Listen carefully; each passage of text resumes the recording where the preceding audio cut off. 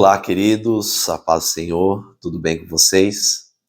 É um grande privilégio poder estar com os irmãos nesse dia precioso, poder compartilhar um pouquinho mais da palavra do Senhor, nas nossas reflexões da palavra. É um tempo que o Senhor separou para nós, para meditarmos como igreja, como servos do Senhor, na palavra que o Senhor tem ministrado aos nossos corações, aos domingos. Então nós fazemos algumas reflexões da palavra ministrada no domingo e trazemos um ponto de vista, trazemos algo da parte de Deus ao seu coração. Então participe, divulgue essas reflexões para que outras pessoas possam ser abençoadas também através da palavra do Senhor. E hoje nós continuaremos a nossa trajetória, a nossa caminhada pelo livro de Atos. Hoje falaremos de Atos, capítulo de número 16 em diante. Terminamos ali a semana passada com Atos, capítulo de número 14, caminhamos ali até o versículo de número 19 em diante, onde Paulo continuou a sua trajetória, a sua caminhada, em prol do avanço do reino. E hoje vamos entrar no capítulo de número 16, falando um pouquinho da segunda viagem, a segunda viagem missionária do apóstolo Paulo. E tenho certeza que sua vida será abençoada e transformada por essa palavra. Capítulo de número 16, versículo de número 6, diz assim: E percorrendo a região frígio-gálata, tendo sido impedido pelo Espírito Santo de pregar a palavra na Ásia, defrontando Mísia, tentavam ir para a Bitínia, mas o Espírito de Jesus não o permitiu. E tendo contornado Mísia, desceram a Troade. À noite sobreveio a Paulo uma visão, no qual um varão macedônio estava em pé e lhe rogava, dizendo: Passa a Macedônia e ajuda-nos. Assim teve a visão imediatamente. Assim que teve a visão imediatamente, procuramos partir para aquele destino, concluindo que Deus nos havia chamado para lhes anunciar o Evangelho. Queridos, vamos entrar num aspecto muito interessante da vida de Paulo, da caminhada, da trajetória. Mas antes de a gente entrar aqui no capítulo de número 16 e na segunda viagem missionária do apóstolo Paulo, queria trazer algumas curiosidades para você com relação à segunda viagem missionária. Às vezes nós passamos por esses textos e acabamos não nos atentando por algumas coisas que o texto expõe para nós, de uma forma bem clara. Mas para isso nós vamos passar por algumas coisas que aconteceram nessa trajetória, para que o apóstolo Paulo cumprisse aquilo que o Senhor colocou diante dele. Então nós precisamos entender um pouco do contexto, tá? O contexto da segunda viagem missionária é um contexto bem peculiar. Na verdade, o projeto do apóstolo Paulo, aqui se você vê ali no capítulo de número 15, no finalzinho, no versículo de número 36 em diante, diz que Paulo e Barnabé, alguns dias depois disso, disse Paulo a Barnabé: Voltemos agora para visitar os irmãos de todas as cidades, nos quais anunciamos a palavra do Senhor, para ver como eles passam. Então, na cabeça do apóstolo Paulo e de Barnabé, o projeto da segunda viagem missionária seria uma viagem missionária, uma viagem de consolidação, ou seja, eles passariam pelas cidades onde eles já tinham pregado a palavra e trariam ali uma espécie de discipulado, veriam como os irmãos estão naquele momento. Esse era o projeto do apóstolo Paulo. É interessante que nesse versículo diz, olha, voltamos e vamos visitar todas as cidades nos quais anunciamos a palavra do Senhor para ver como eles passam. Então, na cabeça do apóstolo Paulo, a segunda viagem missionária seria uma viagem de consolidação, ou seja, uma viagem onde ele ia passar pelas cidades onde já havia sido pregado o evangelho e ali né, testificar e ali acompanhar, aconselhar com relação relação doutrinária, né? Esse era o projeto do apóstolo Paulo.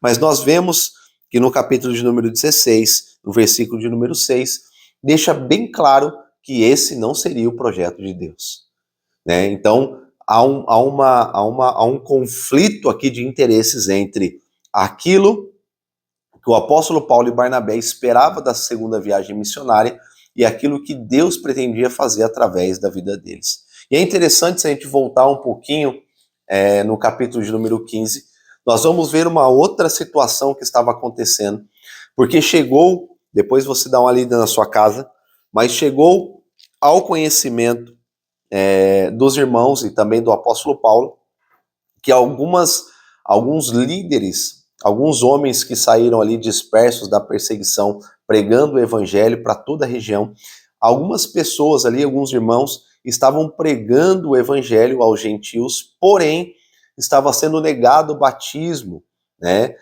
Colocando o batismo como uma condicionante, colocando a circuncisão como uma condicionante para o batismo ou para a salvação. E esse assunto estava causando um problema entre os gentios, porque os gentios não eram circuncidados, então eles estavam obrigando os gentios a circuncidar-se para que fossem batizados ou que recebessem a salvação. E esse assunto chegou até o apóstolo Paulo. O apóstolo Paulo também levou esse assunto até Jerusalém e houve um concílio, uma reunião entre os apóstolos ali e houve uma discussão com relação a esse tema.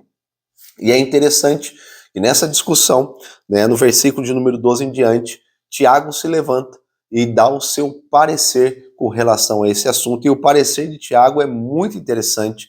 E a partir desse parecer foi levantado ali uma ordenança, ou seja, uma regra com relação a essa questão. E diz assim no versículo de número 15, capítulo de número 15, versículo de número 15. Confere com isto as palavras do profeta como está escrito. Cumpridas essas coisas, voltarei e reedificarei o tabernáculo caído de Davi, e levantando-se das ruínas, restaurá-lo-ei, para que os demais homens busquem ao Senhor e também todos os gentios sobre os quais tem sido invocado o meu nome. Diz o Senhor, que faz essas coisas conhecidas desde séculos. Pelo que julgo eu, não devemos perturbar aqueles que dentre os gentios se convertem a Deus. Parecer de Tiago. Mas escrever-lhes que se abstenham das contaminações dos ídolos, bem como as relações sexuais ilícitas, da carne de animais sufocados e do sangue, porque Moisés tem em cada cidade, desde os tempos antigos, os que pregam nas sinagogas, onde é lido todos os sábados. Até aqui. E a partir desse parecer, né, houve ali um decreto, um parecer, e esse parecer, né, a partir do versículo de número 22, pareceu bem aos apóstolos e aos presbíteros e toda a igreja, né, tendo elegido homens, dentre eles, enviá-los junto com Paulo e Barnabé, a Antioquia e outras localidades, para que essa palavra fosse disseminada, ou seja, chegaria até os líderes esse recado, esse parecer dos apóstolos, dizendo, olha, não devemos perturbar os gentios, não devemos obrigá-los à circuncisão. Então, devemos orientar, mas não circuncidá-los, não obrigá-los à circuncisão.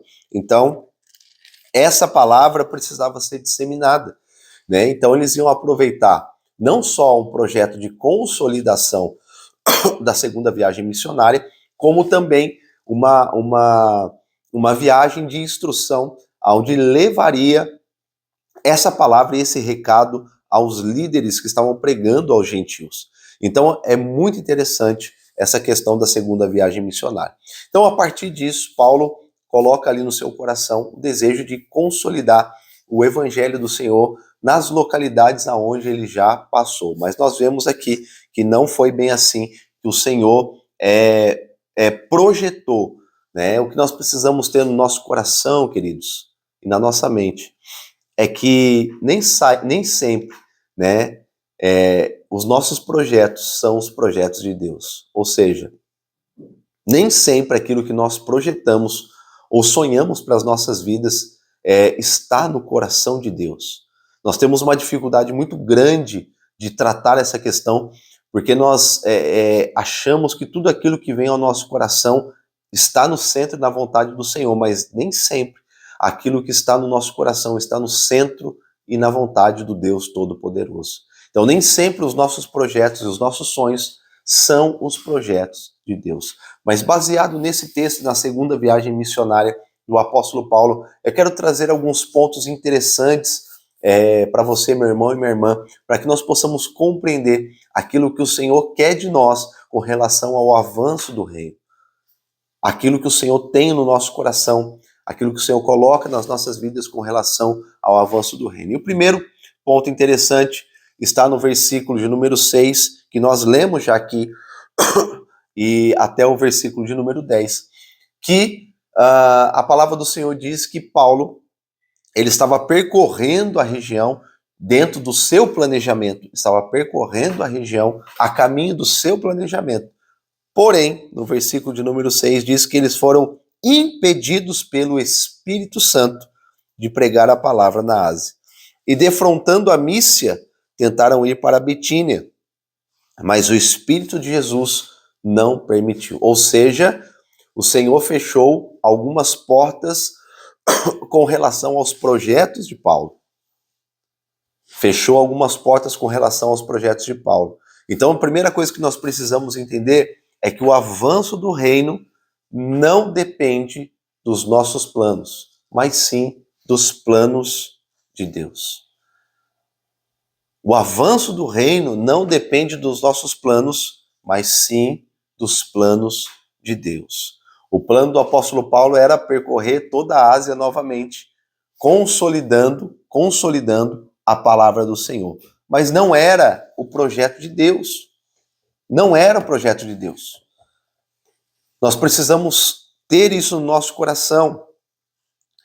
Os planos do apóstolo Paulo era percorrer as regiões da Ásia, porém, esse não era o plano do Senhor.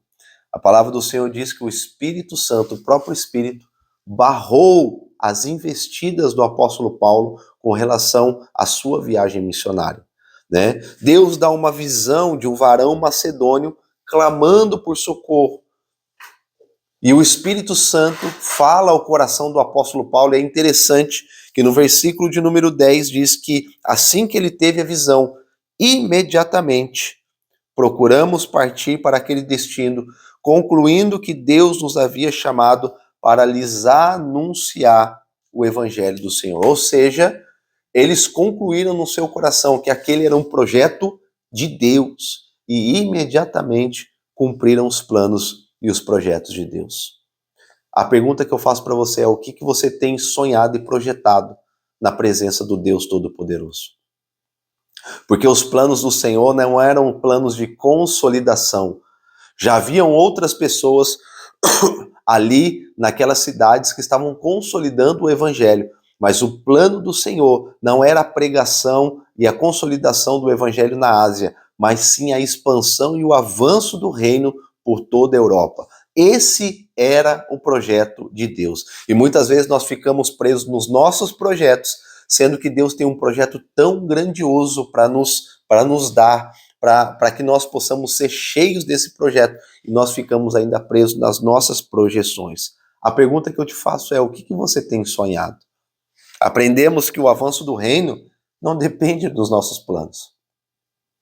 Não depende de nós, mas sim dos planos de Deus. Não depende de nós. Eu quero abrir aqui em Provérbios, deixa eu só achar aqui em Provérbios, só para ilustrar isso que eu estou dizendo para você.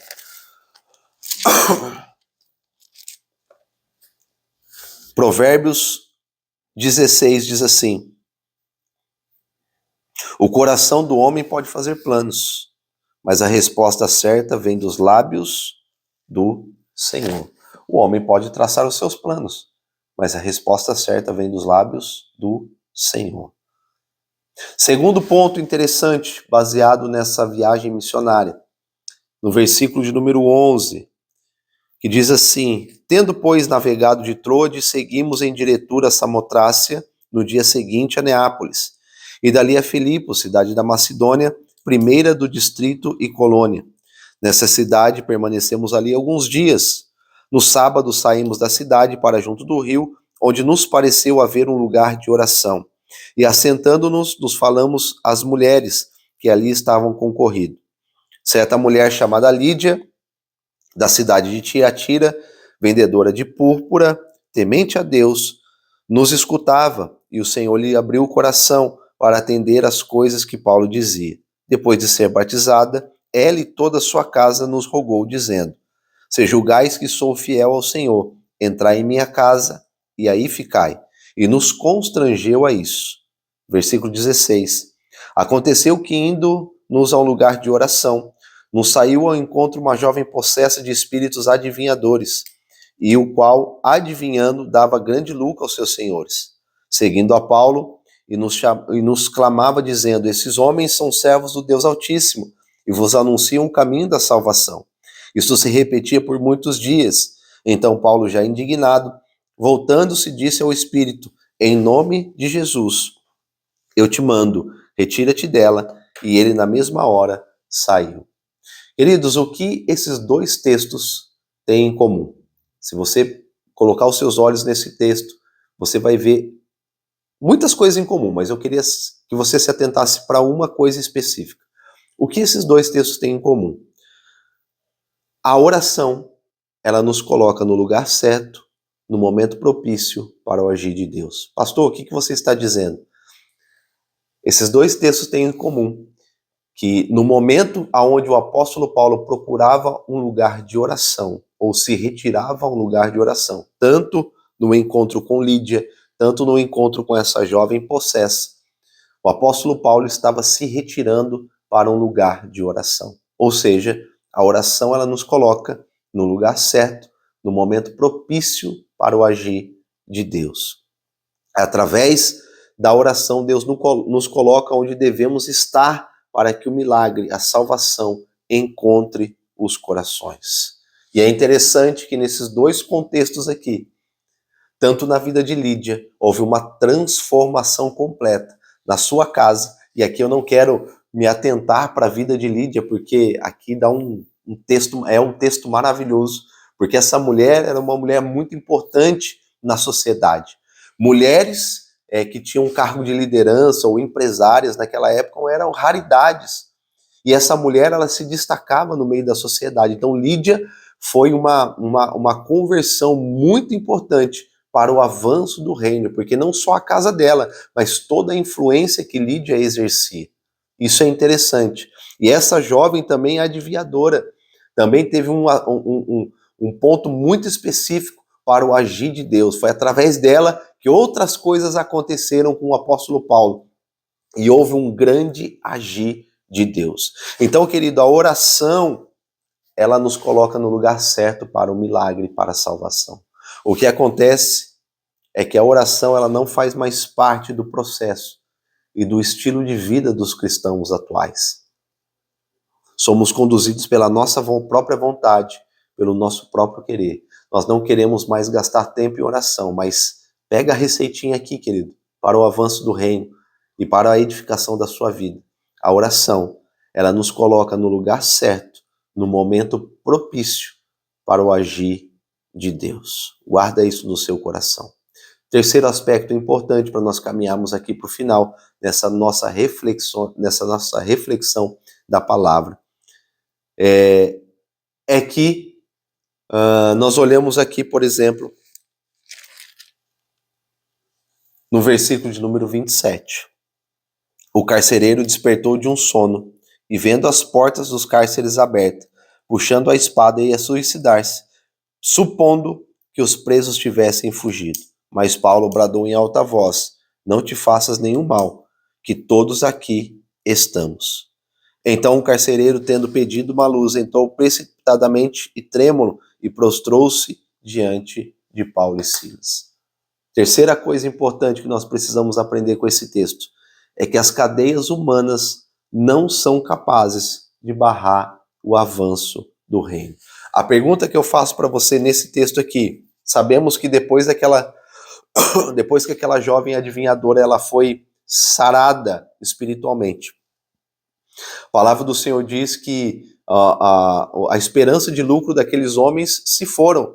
Começaram a falar sobre o apóstolo Paulo e de pedir a prisão dele de todas as formas.